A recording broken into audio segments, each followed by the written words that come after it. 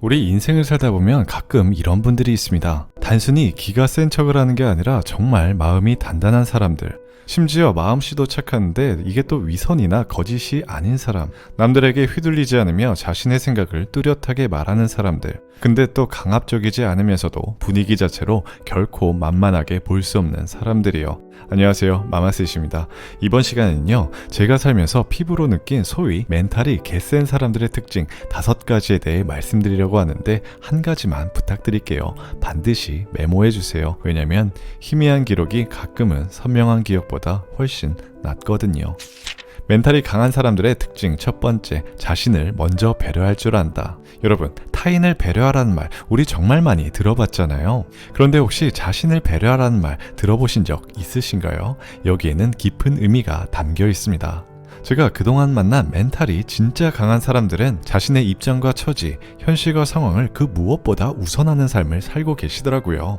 이것이 결코 이기적이거나 자기중심적인 사고에서 나온 것이 아닙니다. 그들은 타인에 앞서 자신 또한 존중받아야 할 대상이라고 여기죠. 때문에 그들은요, 자신의 능력 그 이상을 희생하면서 타인을 배려하지 않습니다. 선이 뚜렷하죠? 누군가는 와, 저 인간 참 정없다 이렇게 생각하실 수도 있겠지만요. 다시 생각해보면 그런 게 아니거든요. 자신을 먼저 배려할 줄 아는 사람은요, 타인과의 경계를 구분지을 줄 압니다. 지키지 못할 무리한 약속을 하지도 않고 또 호의에 대한 대가를 바라지도 않죠. 자신과 타인 모두를 존중하는 거죠.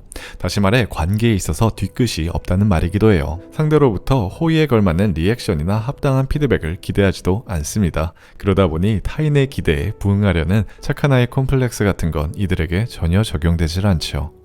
제가 만난 이들은 오직 타인과의 관계에서 선한 경계를 유지하려고 노력할 뿐입니다. 또한 재미있는 게 자신을 먼저 배려하는 이들은요, 함부로 타인에게 먼저 호의를 베풀지도 않더라고요.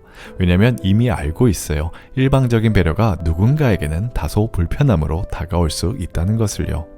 멘탈이 강한 사람들의 두 번째 특징, 감정을 불필요하게 낭비하지 않는다. 최근에 이런 일이 있었어요. 거래처 지인하고 점심 식사를 했는데 안 좋은 일이 있다고 하시더라고요. 뭔가 했더니 사업이 좀 어려워져가지고 건물이 경매에 넘어간다는 거죠. 누가 봐도 큰일이잖아요. 건물이 넘어간다는데. 근데 너무 평온해 보이는 거죠. 그래서 여쭤봤어요. 저라면 잠이 안 올 것 같은데 괜찮으시냐고요. 그러자 그분께서 말씀하시길 오전에 몇 시간 정도 걱정해봤는데 답이 없더라고. 그래서 오후부터는 걱정 안 하기로 했어. 상당히 충격이었어요. 멘탈이 강한 사람들은 어려운 상황에서도 감정을 의지대로 컨트롤하는구나. 마치 수도꼭지 물 잠그듯 말이죠. 뭐 이들도 인간이지라 감정이 일어나는 건 어쩔 수 없겠지만 그 당시 제가 느낀 점은 그랬어요. 멘탈이 강한 사람들은 감정이라는 것도 결코 그냥 낭비하지 않는구나. 절대로 허투루 사용하지 않는구나. 필요할 때는 적절히 사용하고 필요하지 않는 순간에는 가만히 넣어둔다는 거죠. 진짜 감정 조절이라는 걸 잘한다는 게 정말 부러웠습니다.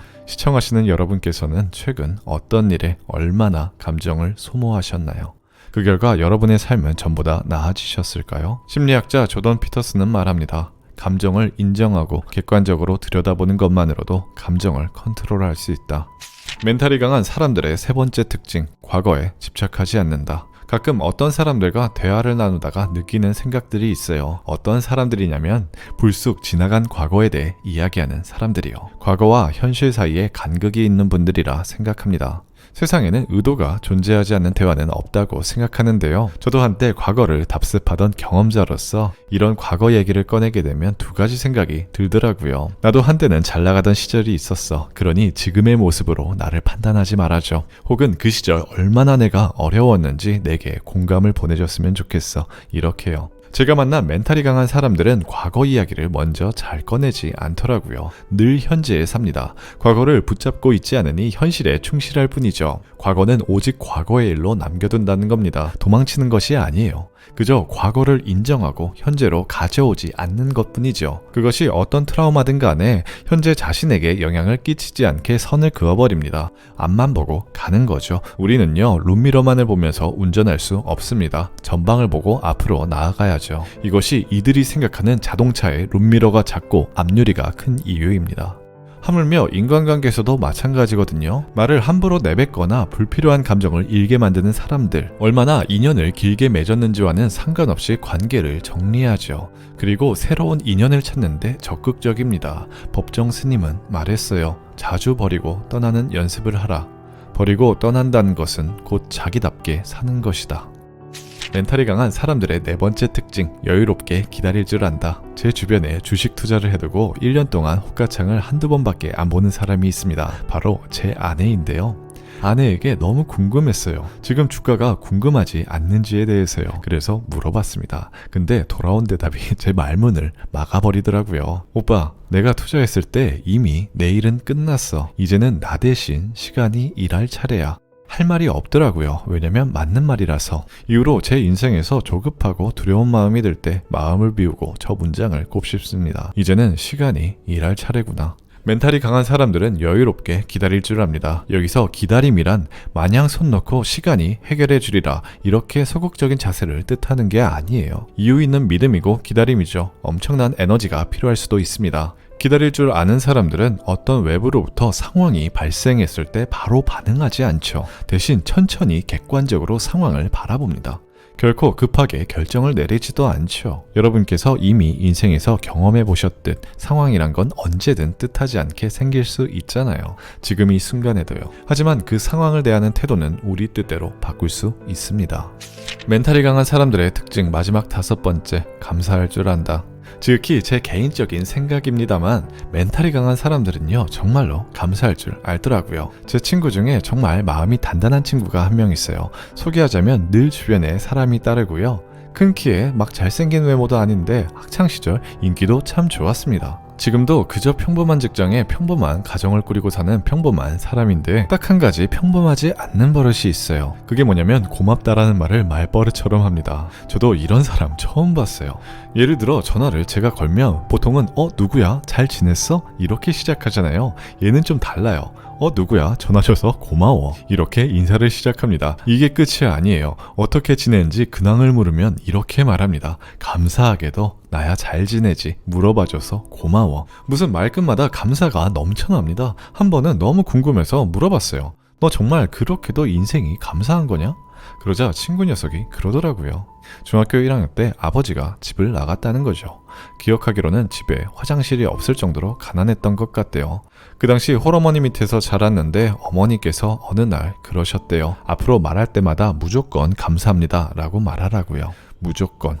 여기엔 이유가 없어. 그냥 말끝마다 붙이는 거죠. 감사합니다. 감사합니다. 감사합니다. 밥 먹기 전에 감사합니다. 잘 먹겠습니다. 다 먹고 나면 잘 먹었습니다. 감사합니다. 잠들기 전에 안녕히 주무세요. 감사합니다. 학교 다녀오면 다녀왔습니다. 감사합니다. 저는요, 이 친구를 중학교 2학년 때부터 알게 되었는데 이렇게 힘든 환경에서 자란지 몰랐어요. 얼굴에 그늘이 없었거든요. 본인 스스로도 성인이 되고 나서 뒤돌아봤을 때 가난했단 걸 인지했대요.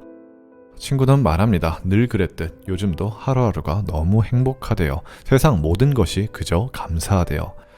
예전 영상에서 제가 감사합니다 1000번 외치기 챌린지를 한 적이 있었어요. 바로 이 친구의 영향이었습니다. 제가 해보고 나니까 자신있게 여러분들께 말씀드릴 수 있어요.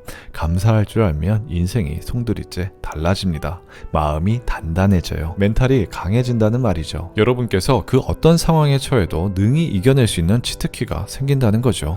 주어와 목적어가 없이도 이 세상 가장 완벽한 동사 하나를 꼽으라면 저는 감사합니다를 최우선할 것 같아요. 끝으로 고전 탈무드에서 나온 문장 하나를 발췌해봤습니다. 세상에서 가장 지혜로운 사람은 배우는 자이고 세상에서 가장 행복한 사람은 감사하는 자이다. 이번 시간 멘탈이 강한 사람들의 특징 5가지에 대해 이야기 나눠봤습니다. 지금까지 마마셋 이재아빠였고요. 어제보다 오늘 0.1cm만 더 성장하시길 바랄게요.